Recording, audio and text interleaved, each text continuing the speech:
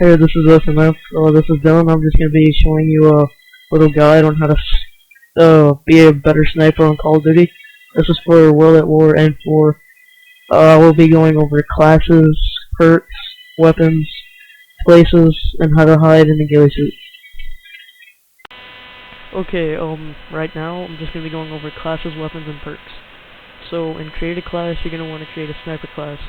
What I recommend would be a bolt-action rifle, of course, which is a sniper, either Springfield or a Car 98K. Everything else sucks. And then sidearm, whatever you want, doesn't matter. Primary grenade, I would recommend a sticky grenade. Special smoke to cover your trail if you're gonna have to run. Perk 1, I would recommend a bandolier or bouncing Betty, depending on where you're gonna snipe. Perk 2, camouflage, so that when they call in recon, they can't see you. Perk 3, extreme conditioning. And vehicle perk, it doesn't really matter. Just going over all of this, I would recommend the Car 98K just because the PTRS is gas powered and less accurate since it's semi-auto. And we're just going to be moving on to the next part. Okay, so this next part I'm just going to be telling you about how and what a sniper should do. When you have a sniper, you're going to have a ghillie suit, which is basically a suit with artificial and or natural whatever that blends into the environment. So basically, when you want to hide, find a place with tall grass or something that will blend in.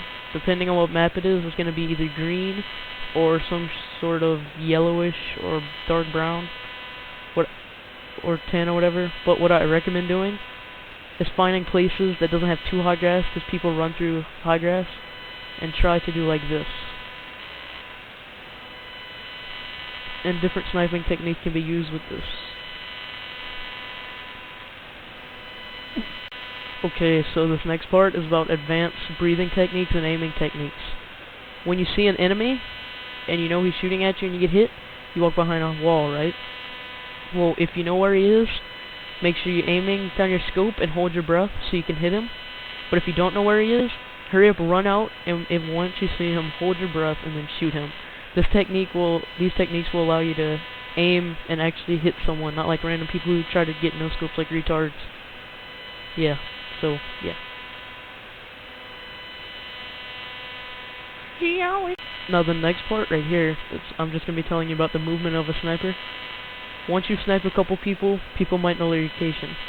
So what you're going to want to do is, if you're right here and you snipe a couple people down there, move to a new position where you think they're going to be coming from, such as down here, and you'll get a good outlook on them.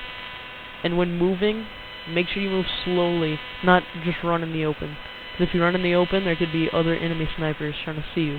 So always take it slow in the grass like this, or bushes, or whatever is around. And if you need to, sprint in the open. But if it's a big open space, throw a smoke grenade, and then run where you need to go. And that's how you get around. Alright, it's time to talk about sniping the enemy sniper. If you see the enemy sniper when you're running in the open, such as up there, you want to get to a place where he cannot see you, and you're going to make sure that you know where he is. And if he changes floors in a row, you're going to want to follow him. And if you get him perfectly, you'll be able to take him out.